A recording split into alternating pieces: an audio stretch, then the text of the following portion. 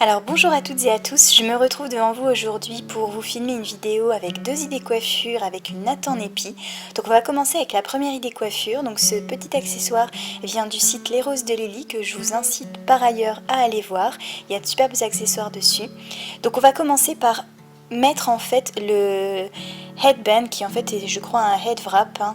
Donc on le passe autour de la tête.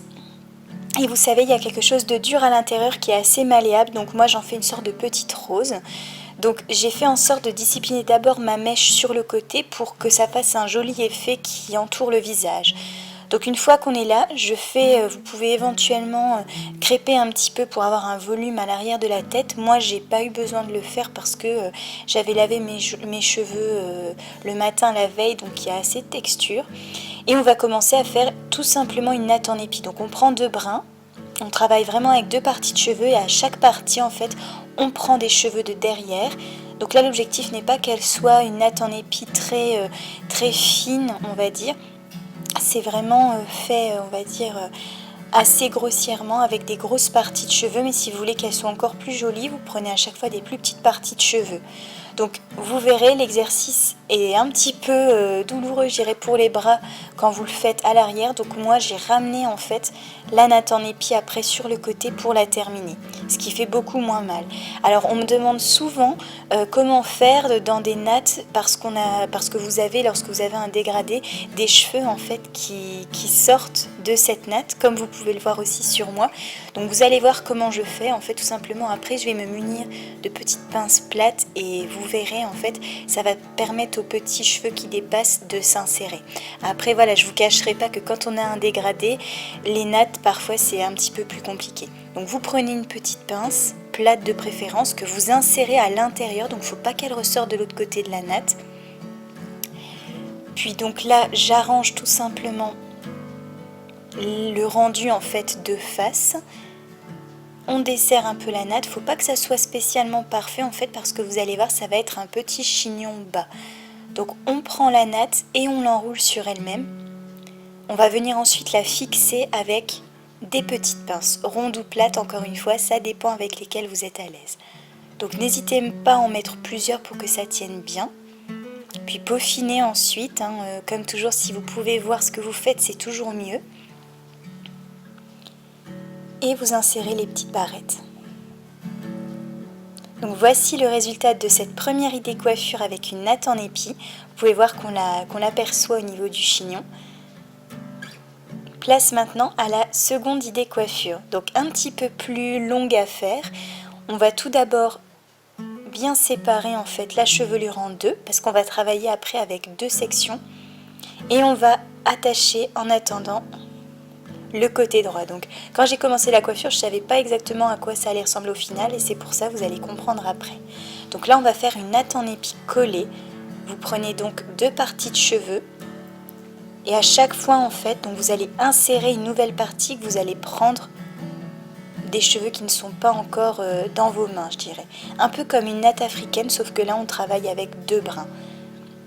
Vous prenez une partie, vous la passez au-dessus, vous la joignez à l'autre section, vous maintenez bien, puis vous faites exactement la même chose avec l'autre partie. Vous passez au-dessus et vous la rejoignez avec l'autre. On recommence en fait de la même manière. On prend des parties plus ou moins grosses en fonction de la patience et du temps qu'on a, surtout parce que généralement, contrairement à des nattes africaines ou des nattes inversées, ça prend quand même un petit peu plus de temps. Donc vous continuez. Là, une fois que vous ne voulez plus insérer de cheveux, vous allez travailler en mettant derrière en fait l'autre partie pour pas qu'elle vous gêne. Et vous allez continuer en une simple natte en épi. Donc ces deux sections de cheveux qui vous restent, vous reprenez à chaque fois derrière, vous passez au-dessus, vous insérez à la deuxième partie et ainsi de suite. Donc vous poursuivez, vous maintenez bien. L'avantage, en fait, la petite astuce que je réponds souvent quand on me pose cette question sur ces petits cheveux qui dépassent lorsqu'on a un dégradé, c'est de commencer la natte en épi en fait plus haut. Et vous verrez en fait, si vous la commencez plus haut, ça va de soi aussi que le dégradé sera plus bas ensuite. Donc voilà. Donc là, j'ai tout simplement fait la même chose, mais derrière la tête. Donc encore une fois, c'est mieux de vous voir pour vous apercevoir de ce que vous êtes en train de faire. Et vous continuez, donc vous n'oubliez pas de cheveux, vous travaillez avec 2 sections. Vous prenez des cheveux qui restent, vous les passez au-dessus de la partie gauche pour l'insérer à la partie droite. Ensuite, vous reprenez une section au niveau de la nuque que vous passez au-dessus de la partie droite pour l'insérer à la partie gauche et ainsi de suite. C'est vraiment un coup de main à prendre, mais moi en tout cas je trouve que c'est pas mal, ça change un peu de ces nattes qu'on a l'habitude de faire, que moi personnellement j'adore faire, mais c'est vrai que pour changer un peu, je trouve ça pas mal. Donc vous finissez la natte en épi, vous pouvez légèrement les desserrer. Si vous avez un dégradé, faites attention, sinon les cheveux s'en vont en fait. Par contre, si vous n'avez pas de dégradé, desserrez à fond et ça sera encore plus joli.